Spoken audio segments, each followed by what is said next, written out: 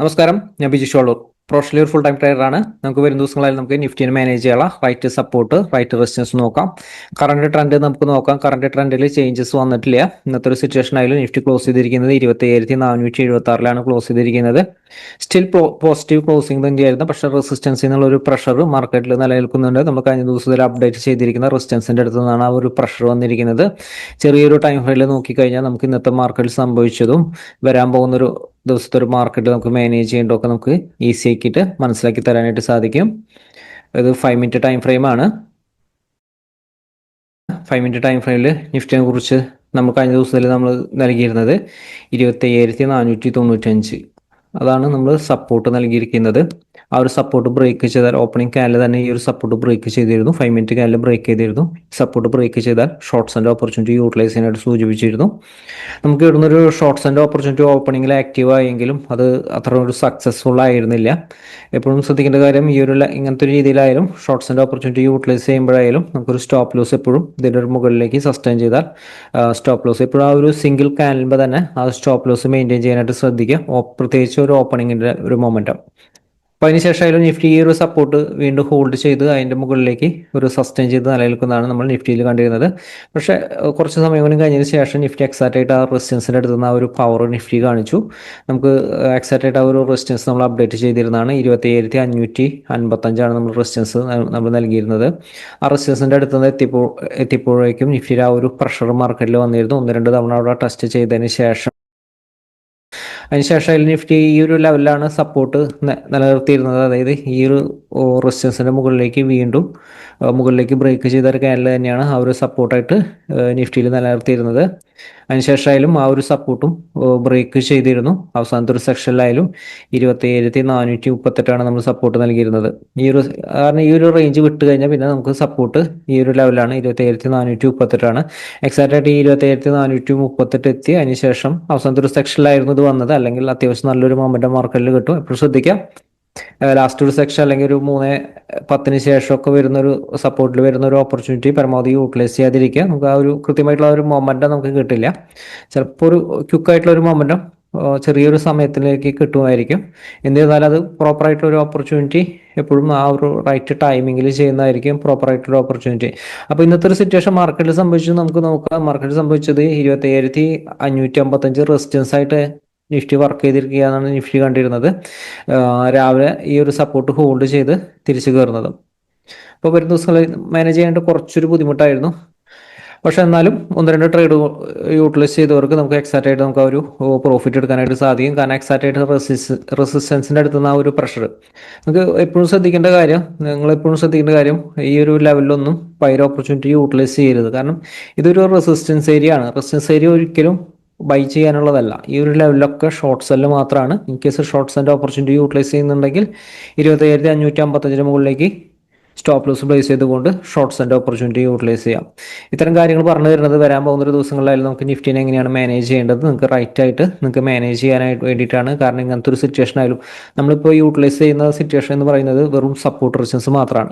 News പോലും നമുക്ക് follow ചെയ്യേണ്ട കാര്യമില്ല. കൃത്യമായിട്ട് ആ ഒരു സപ്പോർട്ട് റെസിസ്റ്റൻസ് അനുസരിച്ച് ഫോളോ ചെയ്ത് കഴിഞ്ഞാൽ സിംഗിൾ ക്യാനിലുമ്പോൾ തന്നെ നമുക്ക് സ്റ്റോപ്പ് ലോസ് ഇട്ടുകൊണ്ട് നമുക്ക് നല്ല എൻട്രീസ് ലഭിക്കും. ഇൻ കേസ് ഏതെങ്കിലും ഒരു ദിവസങ്ങളിലായാലും നമുക്ക് ആ ഒരു എൻട്രീസ് ലഭിച്ചിട്ടില്ലെങ്കിൽ വരാൻ പോകുന്ന ഒരു ദിവസങ്ങളിൽ നമുക്ക് തീർച്ചയായിട്ടും ലഭിക്കും. കാരണം ഈ കണ്ടിന്യൂസ് ആയിട്ട് ട്രേഡ് ചെയ്യുന്നവർക്ക് അറിയാം, വളരെ കൃത്യമായിട്ട് നമുക്ക് ആ ഒരു എൻട്രി പോയിന്റുകളൊക്കെ കിട്ടും. അപ്പോൾ എപ്പോഴും ശ്രദ്ധിക്കേണ്ട കാര്യം, ഓപ്പർച്യൂണിറ്റി ഇൻ കേസ് ഒരു ദിവസം മിസ്സായാലും വരാൻ പോകുന്ന ഒരു ദിവസത്തേക്ക് വെയിറ്റ് ചെയ്യുക.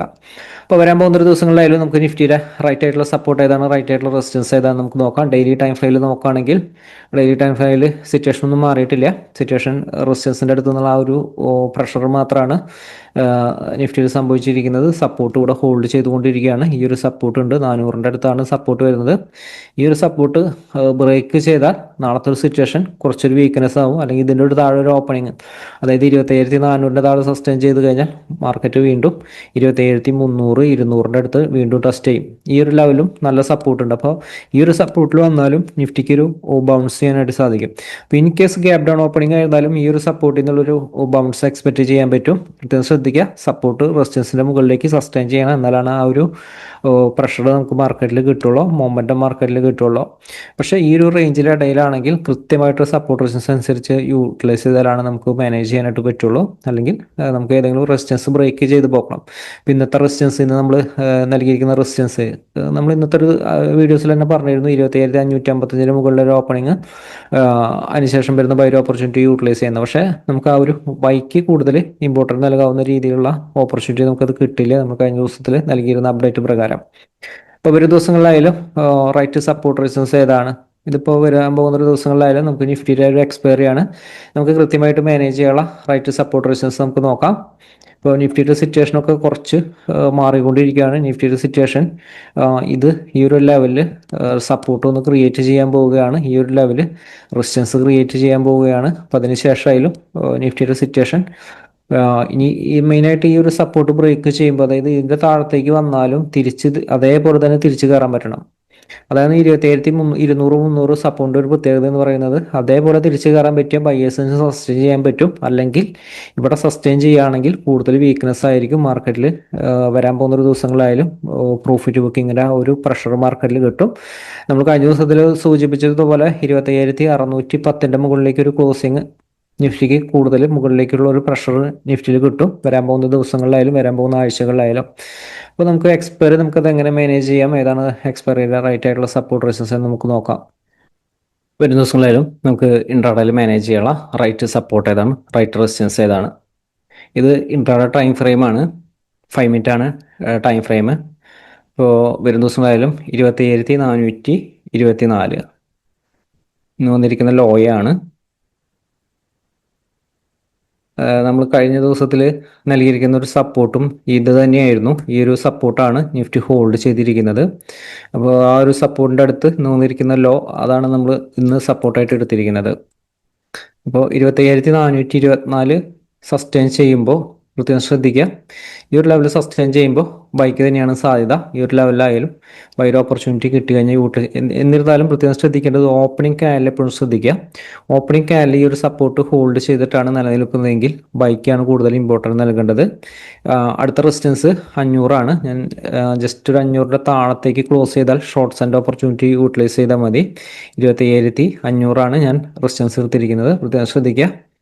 ഈ ഒരു ലെവലിൽ ആണ് ഓപ്പൺ ചെയ്യുന്നത്, ഫ്ലാറ്റ് ഓപ്പണിംഗ് ആണ്, ചെറിയൊരു ഗ്യാപ്പ് അപ്പ് ഓപ്പണിംഗ് ആണ്. 27,500 താഴെ ഉള്ളൊരു ഓപ്പണിംഗ്, അല്ലെങ്കിൽ ഇതിൻ്റെ താഴെ ചെറിയ ടൈമല്ല ഷോർട്ട്സ് ആൻഡ് ഓപ്പർച്യൂണിറ്റി വന്നാൽ യൂട്ടിലൈസ് ചെയ്യാം. 27,424 അടുത്ത സപ്പോർട്ട് വരുന്നത്. സപ്പോർട്ട് ലെവൽ വീണ്ടും ടെസ്റ്റ് ചെയ്യും. ഈ ഒരു സപ്പോർട്ട് വീണ്ടും ബ്രേക്ക് ചെയ്യുന്നതനുസരിച്ച് വീണ്ടും അടുത്തൊരു സപ്പോർട്ട് 27,370 350 എന്ന് പറയുന്ന സപ്പോർട്ട് റെസിസ്റ്റൻസ് റേഞ്ചാണ്. 25,370 25,350 ഈ ഒരു സപ്പോർട്ട് ഹോൾഡ് ചെയ്ത് അടുത്ത റെസിസ്റ്റൻസിന് മുകളിലേക്ക് സസ്റ്റെയിൻ ചെയ്തിട്ടുണ്ടെങ്കിൽ ബൈ ഓപ്പർച്യൂണിറ്റി യൂട്ടിലൈസ് ചെയ്യാം. 27,350 താഴെ പോയി കഴിഞ്ഞാൽ 27,320 സപ്പോർട്ട് ഉണ്ട്. 320 ഹോൾഡ് ചെയ്യുന്നുണ്ടെങ്കിൽ ഈ ഒരു ലെവലിൽ ബൈ ഓപ്പർച്യൂണിറ്റി യൂട്ടിലൈസ് ചെയ്യാം.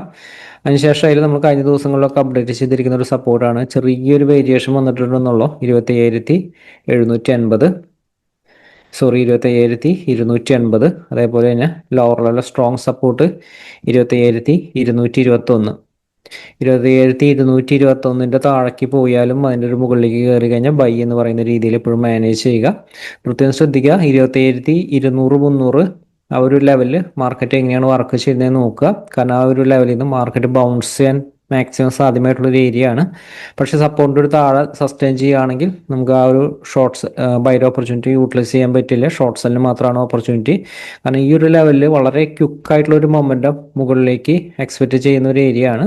അപ്പോൾ അതുകൊണ്ട് തന്നെ ഈ ഒരു ഏരിയയിൽ അഗ്രസീവായിട്ടുള്ള ഷോർട്ട് സെല്ലിൻ്റെ ഓപ്പർച്യൂണിറ്റി യൂട്ടിലൈസ് ചെയ്യുമ്പോൾ പ്രത്യേകം ശ്രദ്ധിക്കുക. കൃത്യമായിട്ട് സപ്പോർട്ടിൻ്റെ ഒരു താഴത്തേക്ക് കിട്ടിയാൽ മാത്രം ഷോർട്ട് സെല്ലിൻ്റെ ഓപ്പർച്യൂണിറ്റി യൂട്ടിലൈസ് ചെയ്യാം. ഇൻകേസ് ഓപ്പൺ ചെയ്യുന്നത് ഗ്യാപ് ഡൗൺ ഓപ്പണിംഗ് ആണ്.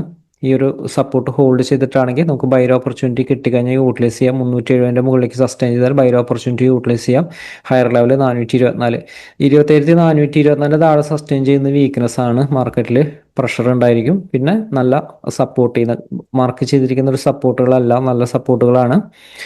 പ്രത്യേകം ശ്രദ്ധിക്കുക, ഈ സപ്പോർട്ടിനെല്ലാം നല്ല ബൈ ഓപ്പർച്യൂണിറ്റി കിട്ടിയാൽ യൂട്ടിലൈസ് ചെയ്യാവുന്നതാണ്. അപ്പം അതേപോലെ തന്നെ 25,000 in case gap up opening ആണ് ഓപ്പൺ ചെയ്യുന്നത് 25,500 മുകളിലാണ്. ബൈ ഓപ്പർച്യൂണിറ്റിക്കാണ് കൂടുതൽ ഇമ്പോർട്ടൻസ് നൽകുന്നുണ്ട്. ബൈ ഓപ്പർച്യൂണിറ്റി ചെറിയ ടൈം ഫ്രെയിമിൽ കിട്ടിക്കഴിഞ്ഞാൽ യൂട്ടിലൈസ്. ചെറിയ ടൈം ഫ്രെയിം ഉദ്ദേശിക്കുന്നത് നിങ്ങളൊരു 1 മിനിറ്റ് ടൈം ഫ്രെയിമോ 2 മിനിറ്റ് ടൈം ഫ്രെയിമോ ഏതെങ്കിലും ചെറിയ ടൈം ഫ്രെയിമിൽ ഫോളോ ചെയ്യുന്നവരുണ്ടെങ്കിൽ ഈ ഒരു ലെവലിൽ ആ ഒരു ടൈം ഫ്രെയിം ഉപയോഗിച്ചുകൊണ്ട് ബൈ ഓപ്പർച്യൂണിറ്റി വന്നാൽ യൂട്ടിലൈസ് ചെയ്യാനാണ് ഉദ്ദേശിക്കുന്നത്. 25,555 വീണ്ടും റെസിസ്റ്റൻസ് ആയിട്ട് ആക്ട് ചെയ്യും. 25,577 അതുപോലെ ഈ ഒരു ലെവല് കുറച്ചധികം റെസിസ്റ്റൻസുകൾ എടുത്തിട്ടുണ്ട്. 25,610 നിങ്ങൾ മാനേജ് ചെയ്യുമ്പോൾ അത് മനസ്സിലാവും. കാരണം ഓരോ റെസിസ്റ്റൻസിൻ്റെ മുകളിലേക്ക് സസ്റ്റെയിൻ ചെയ്യുന്നുണ്ടെങ്കിൽ മാത്രമാണ് സ്ട്രോങ് ആയിട്ടുള്ള ബൈ ഓപ്പർച്യൂണിറ്റി യൂട്ടിലൈസ് ചെയ്യേണ്ടത്. അല്ലെങ്കിൽ ഈ ഒരു റെസിസ്റ്റൻസിൻ്റെ മുകളിലേക്ക് സസ്റ്റെയിൻ ചെയ്തൊരു ക്യാൻഡിലിൻ്റെ താഴത്തേക്ക് തിരിച്ച് ബ്രേക്ക് ചെയ്യുമ്പോഴാണ് ഷോർട്ട് സെൽ ആക്റ്റീവ് ആകേണ്ടത്. എക്സ്പയറിയിലായാലും ഇത്തരം സപ്പോർട്ട് റെസിസ്റ്റൻസ് അനുസരിച്ച് മാനേജ് ചെയ്യുക. എക്സാക്റ്റ് ആയിട്ടുള്ള ട്രെൻഡിൽ നമുക്ക് നിലനിൽക്കാനായിട്ട് സാധിക്കും. മാർക്കറ്റിൽ വലിയ ഓപ്പർച്യൂണിറ്റി ആയിട്ട് നമുക്ക് വരാൻ പോകുന്ന ഒരു ദിവസങ്ങളിൽ അപ്ഡേറ്റിൽ വീണ്ടും കാണാം. താങ്ക്